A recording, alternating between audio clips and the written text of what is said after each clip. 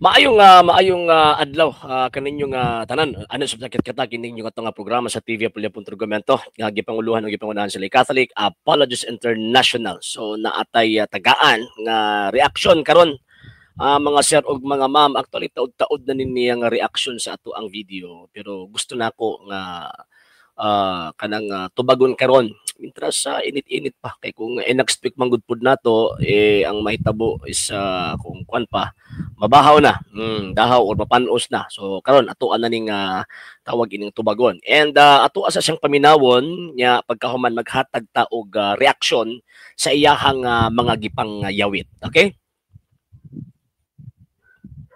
Pulos nga pangatarungan, mga kaigalaan, mga kaigsuonan. Kining usa ka CFD nga matod pa niya, kung ang imong pagtulon-an, Biblia rang imong tuuhan, ipliti nimo na paingon ngadto sa impierno. Ato paminawon ang iyang gingon.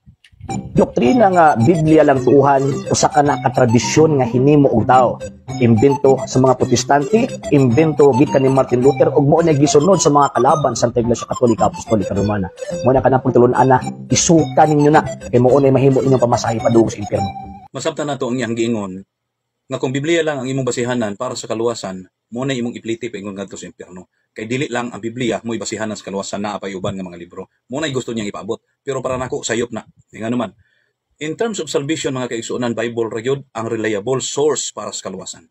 Kanang mga ubang basahon, referensya lang na. Kay dili tanan nga mga referensya nga mga sinulat mga kaigsuonan ni coincide sa Bible. Dili. Naay mga himo lang aron mo pabor diha sila mga doktrina sama na mga Romano Katoliko. Doon na sila mga sulat din mga referensya para muhaom silang doktrina, pero layo ras Biblia mo nang dili gyud maayo nga ang imong himuon nga basihanan sa kaluwasan ang referensya imong iapil. Tanaw ra ning pamutbot ning ato ang tawag ining higala. Nagbutang siya og magbutang siya og mga pulo nga wa nato gilitok. Iyahang tawag anang kung sa kwan pa ba iyang ibangga ba kumbaga. Iyang ibangga ang argumento or mga puntos para ipagawas lang niya ang iyahang bakak. Number one, ang point nato is wala magitudlo sa balaang kasulatan nga Bible alone. Og never gyud ta nakabasa sa balaang kasulatan og bisan gani bisag kinsa na lang ang nitubag ini. Wa gyud gihatag nga kapitulo ug bersikulo nga ang Bible alone gitudlo ni Ginhoong Hesukristo. Samot na ning iyahang gisulti nga ang Bible, Biblia lang ang source about sa ato ang gitawag og salvation. Wala na sa Biblia. Dungag-dungagan pag yun na lang nakasulat sa balaang kasulatan, ayaw dungagi. Yan naman, kasigurado yun na itangag yun ka na, o tangagon ka na, padong dito impyerno. Number one point, before mo padayon sa iyahang punto, ingon pa niya, para nako, subuti pasabot, iyahang gi-counter ang ato ang argument based lang sa iyahang opinion. Wala siya gihatag nga ebidensya. Di ba? Based lang sa iyang opinion. Kaya nga ang atong gipangita, ebidensya man. Di ba? Kung giingon nga, kanang giingon nga Bible alone, dili man nagikan kang Kristo. Dili man na ogwa gyud na gitudlo ni Ginoong Hesukristo. So kung wa gitudlo ni Ginoong Hesukristo, so therefore, Usa man day may tabuan na kung magtuo ta og butang nga wa gitudlo ni Kristo sa iyang mga apostol. Mahiagom kita sa impierno. O asa may namali na kadto? Asa may gitawag og nasipyat na kwadto? Oh. So, kining iyahang puntos, kining iyahang opinion, gi-counter lang ta sa iyahang kaugalingong panguna-una, di niya maguba ang atong argumento nga ang Bible alone man-made teaching. Kung man-made teaching o nya gipasapasa na buti pasabot, man-made tradisyon. Man-made tradisyon na. Number 2, yang gibutan sa kung ba nga naa pa dila ang libro nga source sa gitawag og kaluwasan, dili man amoy teaching sa simbahang Katoliko. Ang teaching simbahang Katoliko, para atong kining atong amigo maklaro niya ba kung si pagtulunan sa simbahang Katoliko, ang teaching sa simbahang Katoliko, ang kaluwasan, ang source sa amo ang gitawag og kaluwasan kadtong kamatayon ni Kristo. And at the same time, ang basis kanang depositum fidei or kanang written and unwritten word of God. What a basis. So sa man tong written word of God, gideklara man sa simbahang Katolika nga mao nang Biblia man nituom bisan pag di mabasa letra por letra sa hinungdan kay tudlo sa Iglesia Katolika Apostolika Romana. Mabito gi-question ta mo, nituo man mo anang Biblia pulong sa Dios kasi may tudlo ninyo ana. Kung dili mo matuo simbang Katoliko, so buti pasabot isukan niyo na pagtulunan na kay ang simbang Katoliko may nagtudloan na nga ang Biblia pulong sa Dios. Number 2, nga basis sa amo ang faith para sa amo ang gitawag og giya sa amo ang kaluwasan kanang tradisyon. Apostolic tradition kanang gisulti ni San Pablo ba nga hopti ninyo ang mga tradisyon nga among gitudlo kaninyo pinaagi sa pulong o sa sulat. Mao man na. Kung kunin mo nga naapay laing libro, but-buton gining tawhana ni. Kung kinsa may nagkaila ini, ing nga but-buton niya pagka man gigamit ni siya wa kay lamang kag nagsulti daw kuno kung naapa dila ing libro. Ang mga reference nga ato ang gigamit standard.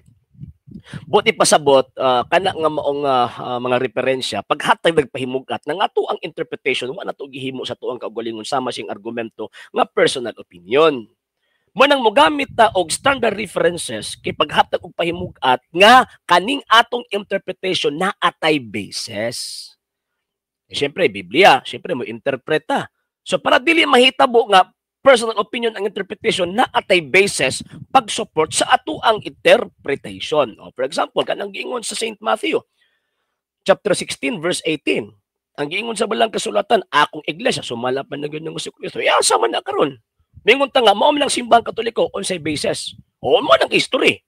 Nagsulti ang istorya kanang giingon St. Matthew chapter 16 verse 18, mo nang iglesia gitukod sa tuang Ginoong Kristo. So mo na in terms of interpretation dapat na atay basis sa ato ang interpretation. Kay pag mag-interpret na ganit buti pasabot outside the Bible na. Mo na puntos ni natong amigo di man kamao. Puro lang tawag ini nga personal opinion niya pagkaman tagaan lang tagputos buwad kung maghimo og tawag ini argumento. So kining iyang gihimo ani hinungdan ni. Wani way hinungdan. Nga naman kay instead of mag-provide og evidence, dili maka-provide og evidence siya nag-create og iyahang kaugalingong linya. Wala subalaan kasulatan. Number 4, ingon pa niya, Biblia ra gyud ang source of tawag ining salvation. Asa po ka makabasa sa Biblia, ana? Unsang sita sa Biblia, kapitulo, bersikulo nga nanudlo ang mga apostol, ana, nga Biblia ang source of salvation. May mong kawang ang kamatayan Kristo, ana. Ipuli ni mos libro. Ang source of salvation sa pagtuong Katolika si Kristo. Ang iyang kamatayon sa krus. Mo na ang source of salvation. Pero ang basis sa pagtuo concerning divine truths mo ng Biblia o kining apostolic tradition mo na ang pagtuong Katoliko butang-butangan pagid minimo ay may butang-butangi kay mahuga na sigurado gid na nga anak yung kasyawa kay ang mahitabo naghimo-himo makang istorya nagpakapin pa kag mga istorya nga dili mo itudlo Santa Iglesia Katolika Apostolika Romana. Okay, last ato aning i-play Kaya nga naman bias kay hinimo ra na sa usa ka pundok. Oh, bias. So, unsa na kay standard ani sa ila no? Yabag. Basta truth gani basihan mo, dawat kag sa dili truth na. Facts good, di ba? Wa bitaw mo gamit mig mga ang mga bias books, for example, kanang mga Catholic books. Kining encyclopedia, kining tawag ining ang mga encyclopedia standard books man na. O kining Catholic Encyclopedia. Ala bias book na kay sa Katoliko man na. O kanang Catechism, bias book na sa Katoliko man na. Kanang inyo mga putos bulad nga inyo ang gipangsuwat-suwat. Kanang ipangatag-hatag ninyo sa mga tao pagpangilad sa mga inosenteng Katoliko, bias pamphlets na or bias information. Kay kamo may nag-provide. Pero Encyclopedia International, Encyclopedia Britannica, World Book Encyclopedia, Grolier Encyclopedia, himuon ninyong bias book. Istorya na sa mga taong way alamag, ambot lang, posible mapudigo ni eskwela. Di ba? Karon ra ba ang panahon nga kana bitawng graduation ba ya? Graduation month karong bulana. Gawas nga na Semana Santa graduation month. And after sa graduation is bakasyon na. Kini nga tong amigo ambot asa kanya kasudog eskwelahan ni nga himuon niyang tawagan ng encyclopedia bias book. Yabag. Ang katulang mga walay alamag ang imuhang mapatuon na. Ang katulang mga walay alamag imuhang mailad ana. Pero kadtong mga naka-eskwela, naka-graduate og kolehiyo, naka-graduate even ang elementary and high school, ay di mo tuon nimo ana. Kay di na mabutang sa eskwelahan kung biased books na. Okay? ng ilang relihiyon. Munang ingon din ha sa Episo 5 versikulo 6, siya ayaw kamo patunto niya na mga pangatarungan nga walay hinungdan. Unsa man ang mga pangatarungan nga mawalay hinungdan kanang baseless argument or baseless nga mga puntos ug mga information sama sa imong gihimo ron. Sa may basis nimo? Personal opinion, personal interpretation. Ang opinion mag-usab-usab na, ang facts dili na mag-usab-usab. O bito nga ihatag ng information kanang factual information kay naa sila basis nganong gisulat na nga information or nganong gi-approve na nga ma-publish na nga information. So kanang giingon ni St. Paul Ephesians chapter 5 verse 6 dili katoliko ang naiguan na, ikaw mo naiguan na. Ngano man kay ni argue ka ni na naghimo ang counter argument pero ang basis laway. Wala imong tuo. Kung kini mga argumento ang klaseng unani so Ginoo katawhan ra in taon ta sa mga edukado nga mga tao, maulaw ta ba, di ba? Maulaw ta. Maulaw. Kay kung mutuo ta sing unaning pamutbot, kini nga to ang higala. Ang umot kinsa man ni mo kay lain ni. O matuo ta sa pamutbot ni ining maong gitawag tawhana, mahimo tang katawanan alang ni adto mga taong edukado ug naka-eskwela. Okay, so sa wala pa nakapag-follow sa tang pages, i-follow nyo itong mga pages, RJ Roland Sandro II, TV Palapunta Government page, Kuya Apology page, and RJ's Vlog 2022. Pwede sa po mag-send din ang Facebook stars. And also, sa itong mga channels, sa wala pa nakapag-subscribe, subscribe ninyo itong mga channels, Dalay Catholic, Apology International Official, RJ Sandro II TV, Kuya Apology TV, and the Barrio Kawayan Religious Forum. Pwede sa mo mag-send din ng super sticker, super chat, super thanks. And yon sa mga Katolikong gustong matabag sa program, pwede ninyong ipadala yung tabag support na pinag sa mga account numbers, kanang mga screens, kanang nagadagan ng information, o ga pwede sab mo mag-message at ang page kung via remittance ang inyong pagpadala. Daghan kaayo nga salamat. Sa ngalan si Bukper, sa Via Polipuntorgamento, nagipanguluhan sa Lay Catholic, Apology International, sa kumakabalan sa LCX ng mga Katoliko na nagsubaybay ng kataban, nagasuporta sa programa, kininyong ubos, nga lagat, ug ison sa pagtong Katoliko Sir RJ Sano, temporaryong manaminit kanyog mingon, Ecclesiam Servire at Fidem Catholicam Defendere. Maayong adlaw yung tanan. Ave Maria, Viva Cristo Rey.